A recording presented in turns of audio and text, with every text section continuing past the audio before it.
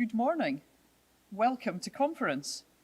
I had expected to have the great honour of welcoming you all to Edinburgh for this year's Scottish Green Party conference, but I couldn't have imagined that I'd be in Edinburgh and speaking to you all across the country as our annual conference, like so many other events, takes place online. And I'm very grateful that we are able to do so. I'm pleased too that this format may make participation and attendance easier for some. I am sorry though that we're not able to meet physically at this most important of times, in the midst of a global pandemic, with looming mass unemployment and social turmoil, the climate emergency, the mass extinction of species, and with just over 6 months to go until the next Scottish Parliament election. Of course, those very challenges mean that green policies have never made more sense. They are urgently needed. Our proposal for a universal basic income has never received such attention, as other parties too begin to realise that it can provide the stability that we all need. And yesterday's New Deal for Workers report shows we are the party who will protect workers' rights, conditions and fair pay. Now, we're going to hear a lot this weekend about how we can best ensure that our policies are part of the solution. And of course, to implement our policies, we need to return more green MSPs. We've a lot to cover this weekend. I'm delighted to introduce the Scottish Green Party leaders, Patrick Harvie and Lorna Slater. I know you will miss the chance to meet them in the flesh, but I know that they will ensure that this conference gets off to the strongest of starts. Patrick has been co-convener since 2008 and became co-leader with Lorna in 2019. And as you may know, Patrick has represented Glasgow in the Scottish Parliament since 2003.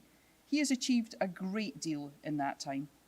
He currently sits on the Parliament's Finance and Constitution Committee, and with a looming no-deal Brexit and all that that entails, it's fair to say there's never a dull moment. And I first met Lorna, who joined the party after the independence referendum, in a packed meeting in an Edinburgh church in 2014. Her commitment for change was clear then, and it remains so. Lorna is a leading renewables engineer and exceptionally well placed to help ensure that Scotland doesn't miss the opportunity to transform our energy future. Conference, it gives me great pleasure to introduce our excellent party co-leaders, Lorna Slater and Patrick Harvie.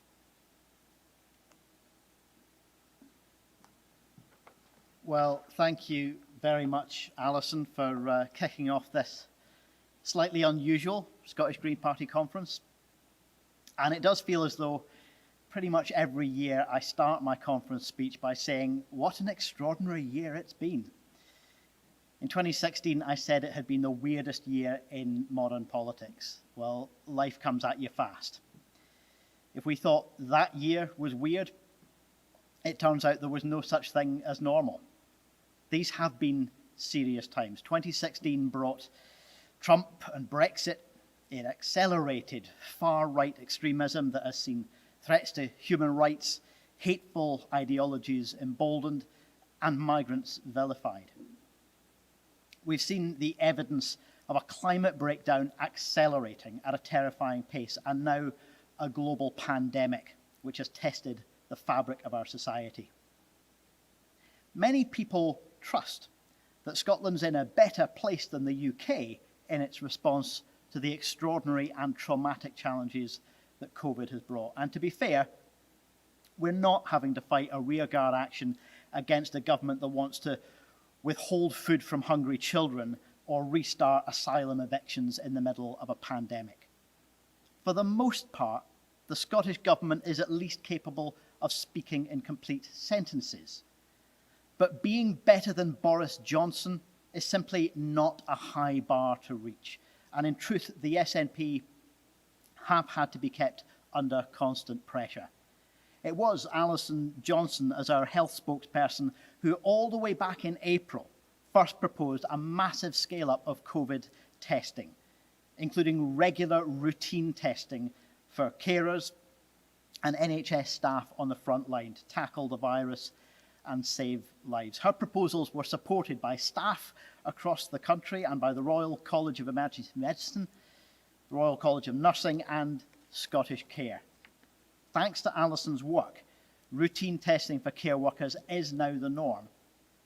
And it's finally being rolled out to other health workers as we speak. It needs to go further, from education to hospitality settings and more.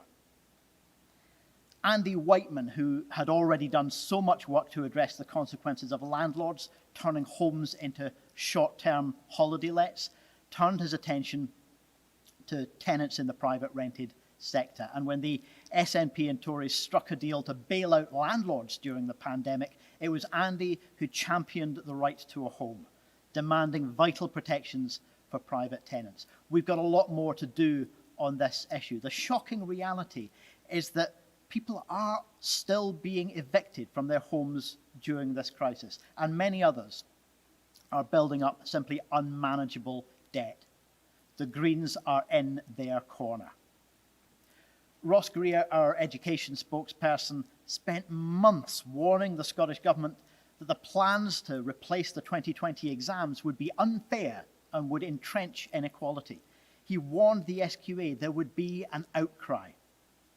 And when that outcry came, Ross worked constructively to make sure these wrongs were put right. Others wanted to claim a political scalp and move on.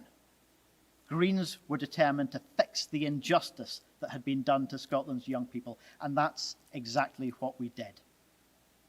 So when Parliament debates the new strategic framework next week, we'll build on what we've already done, pushing for more action, like support that people need to self-isolate. For too many people, this means risking losing their jobs and their income. People need to know that they're going to be protected if we're asking everyone to stick to the rules to keep one another safe. This constant work toward positive change for Scotland has characterised our whole approach throughout this session of Parliament. Thinking back to that moment in 2016 when we saw dangerous political forces on the rise, we need to remember that 2016 brought something else as well, something hopeful, which has made a positive impact to Scotland.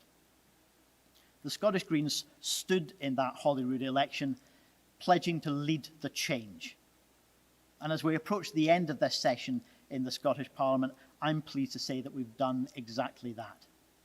Every single person who voted for the Scottish Greens at the last Holyrood election, or who joined our campaign and helped get 6 Green MSPs elected, can feel incredibly proud of what their vote and their activism has achieved.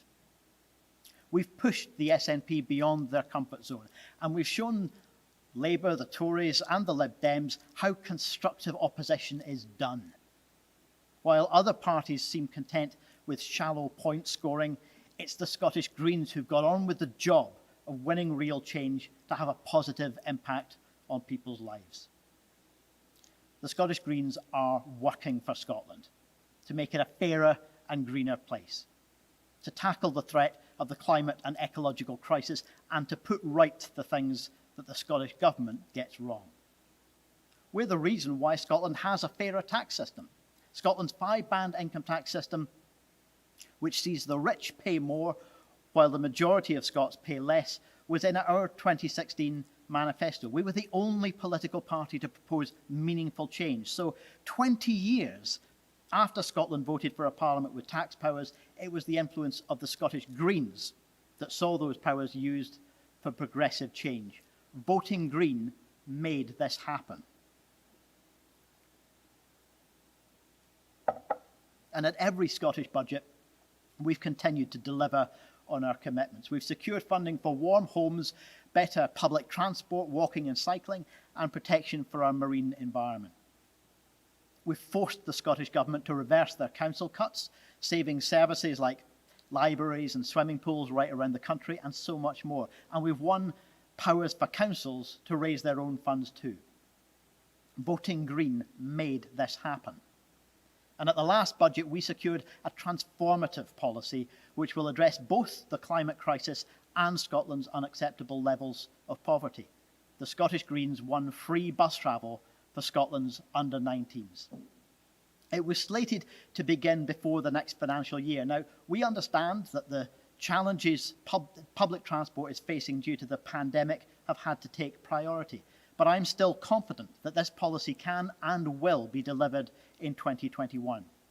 I'll go further by challenging the Scottish Government to accept that if it can't be done in the first few months of next year, due to COVID, then we must legislate before the election to place a duty on ministers not only to meet but exceed what they've already agreed to by extending free bus travel up to the age of 25.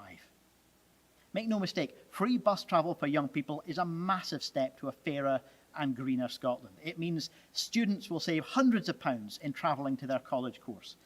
It means families living in poverty can plan a day trip. It means a whole generation can grow up seeing public transport as their option of choice as we look to a greener future. Voting Green made this happen. You made this happen. And our work has helped to achieve a fairer and more just society as well. We've protected disabled people from humiliating and unnecessary assessments in devolved social security. We've won investment in community policing and preventative solutions to crime. We've made the case for harm reduction in our approach to Scotland's drug crisis. And of course, through John Finney's bill, we've won equal protection from assault for Scotland's children. Voting Green made this happen. You made this happen. We've given real leadership on the climate and ecological emergency as well. At the last election, the SNP still couldn't decide whether they were going to allow the fossil fuel giants to drill under our communities to extract gas. Now we've made sure that threat from the fracking industry has been ruled out for good.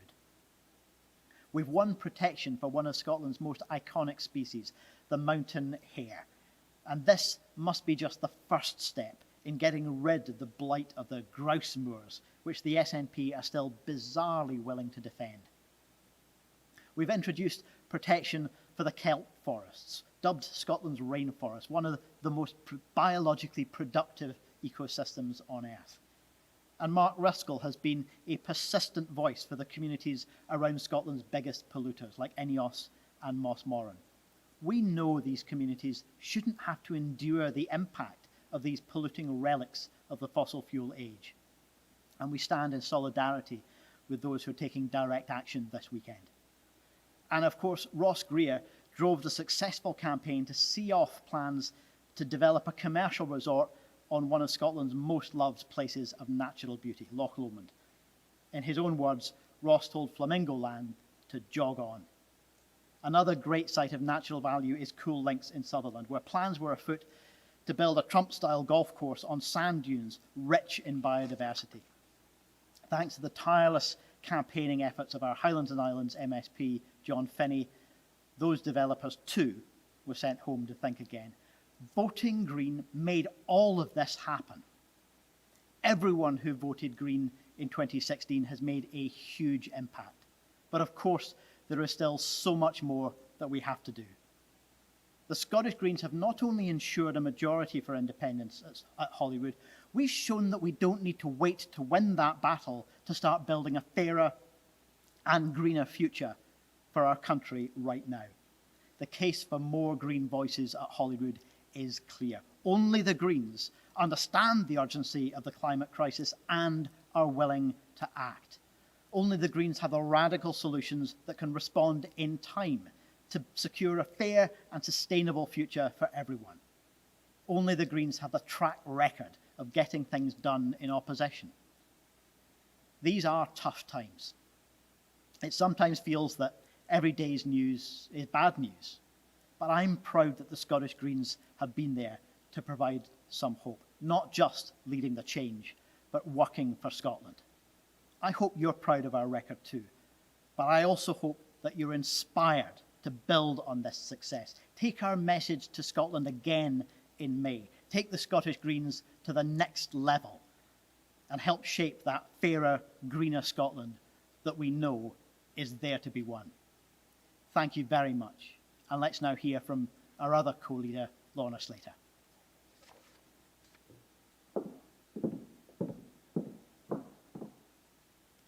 Good morning. I want to talk about hope. It can feel very difficult to feel hopeful in these dark times as we face a triple threat of Brexit, a global pandemic, and the increasingly evident climate catastrophe. It's clear that people want solutions, We want to see a future that isn't bleak. The Greens can provide that. Last year, Greta Thunberg was presented with an environmental award by the Royal Scottish Geographic Society. She challenged Scotland's politicians that they were not doing enough and to step up our game. She said, "It is important that older people and that people in power listen to young people." Greta, I could not agree more. Greta Thunberg and our young people who take to the streets in Scotland clearly have a different definition of the word emergency than the Scottish government, and they deserve to be listened to. The fact is, this month marked 2 years since governments signed the Paris Agreement to keep global warming to 1.5 degrees. But no government anywhere has taken bold action, and things have gotten worse, not better. We've seen wildfires from California to the Arctic Circle. Ice in Greenland and Antarctica is breaking up and melting at rates matching the worst-case scenario. But I want to talk about hope, because it isn't too late to change if we act now. The Greens have the solutions to this crisis. More and more people are recognizing that an emergency requires an emergency response. The Scottish Greens have that emergency response. It is a response that can protect our planet and create a new future for us all. As most of you know, I work in renewable energy. I have seen firsthand Scotland's potential to lead the renewables charge, not just in these islands, but across our continent. With less than 1% of the population of Europe, Scotland has 25% of Europe's entire offshore wind power resources and 25% of Europe's tidal energy resources. We have the resources. With our own seat at the European table, Scotland could be a major exporter of clean energy. But that requires a new way of thinking about Scotland's natural resources. It requires public investment. It requires Greens in Parliament. Boris Johnson borrowed Alex Salmond's line about making this country the Saudi Arabia of renewables. But without a strategy for this and the necessary long-term thinking and investment, our renewables will be left underdeveloped or sold off to the highest bidder, failing to bring the well-paid jobs and other benefits that Scottish communities need. The Scottish Greens know Scotland has the potential to be a positive role model for the world, leading efforts to tackle the climate emergency and restructuring our economy to build a secure future for us all. It is time to run our economy differently. We know from a recent panel-based survey that the people of Scotland want an economy that prioritizes well-being, good jobs, and health over GDP growth. We know that GDP growth doesn't eliminate poverty or reduce inequality. We know from the Social Attitudes Survey that the climate crisis is a major worry for people. We are the only party who has practical policies that will bring about the change that is needed. The future doesn't have to be bleak. The future can be brilliant. Other parties are putting their faith in global finance and vested interests to fix their own mess. This is a dangerous waste of precious time. Labour is opening a new coal mine in Cumbria. Here in Edinburgh, the Liberal Democrats are opposing local moves to get more people cycling and walking. They even want to turn the Forth Road Bridge back over to cars. The Conservatives, they are campaigning to add extra lanes of traffic jams to our motorways. And the SNP, despite their eye-catching targets and boastful rhetoric, are no different. Just like their promises on child poverty, the SNP has the targets without the action or the urgency to live up to them. The SNP have made no commitment to ever ending oil and gas extraction in the North Sea. The SNP need to listen to the STUC. Our trade unions know that for decades there has been political bias towards the already powerful, the already wealthy. And for decades, communities in Scotland have been left out to dry because governments have failed to invest in a transition to sustainable jobs. For decades, there has been a shrinking of the public sector, from Tory privatization to Labour's PFI and the SNP continuing with private finance. We've seen the state's role eroded, accountability to voters reduced. Fellow Greens, we have the ideas for our future. We have the plans to rebuild the public sector. We want to secure new jobs, tackle inequality, and protect our planet. You don't find hope in targets. You find hope in action. That means the Scottish Investment Bank and enterprise agencies sharing the same vision. It means a publicly owned energy company calling the shots. It means publicly owned transport companies integrated with each other to provide a convenient alternative to driving for all of our communities, free at the point of use. It means radical land reform that would allow us to reforest Scotland to the same level as other European countries. It means retrofitting homes to make them warm and investing in heat networks. A guaranteed job for everyone who wants one and a universal social safety net. As we've shown in our report on manufacturing, a Scottish Green New Deal would also provide thousands of new jobs in the clean industries of the future. That is why so many SNP supporters are starting to realise that it is the Scottish Greens who have been making Scotland fairer and greener for the last 4 years. And we can grow our numbers in 8 months all over Scotland? Sure we can. We can elect 3 MSPs in Glasgow and Lothian.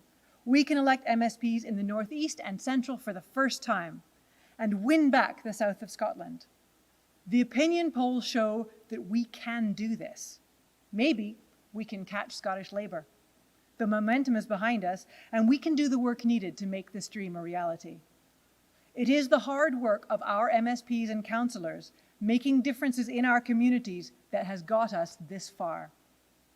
It will be the hard work of our excellent candidates that gets us to the next level. And make no mistake, the Scottish Parliament needs them too. In Glasgow, Kim Long has worked tirelessly as a councillor in the East End, especially in supporting constituents who have fallen victim to the UK's toxic and racist immigration policy, while Nadia Kanyanji has experienced that policy firsthand as a refugee from Burundi. In central Scotland, Gillian Mackay has grown up in the shadow of Scotland's worst polluter, Grangemouth. Parliament needs their experiences. Scotland needs them. Just this week in the Highlands, Ariane Burgess launched a campaign to dual the Highland Main Line. And in the south of Scotland, Laura Moody successfully campaigned against the destruction of vital peatlands. Parliament needs their campaigning. Scotland needs them. In the west of Scotland, Dr. Carolyn Scrimgeour is a consultant clinical oncologist. She has a first-hand experience of our NHS during the pandemic. In the Northeast, Maggie Chapman has used her voice as the rector of Aberdeen University and convener of the Scottish Independence Convention to challenge inequality. And in Fife, we have the party's expert on sustainable food, Mags Hall. Parliament needs their expertise. Scotland needs them. It is no coincidence that these are all brilliant, articulate women. And we know for sure that Parliament needs more of those. Our MSPs have lived up to the promise of leading the change in Scotland, but we've only just got started. As I said, we're the ones with a plan that isn't more of the failed old ways of the past. With even greater influence, the Scottish Greens would rebuild the public sector so it is aligned behind efforts to reduce our carbon footprint and rebuild a fairer, greener Scotland. It is a vision that is working for Scotland. It is a vision of hope, of new hope. Because hope is not just about aiming high, it's about delivering the changes that are needed. It's about building a fairer, greener future for Scotland now. Together, we can do it. We can be the spark that brings hope.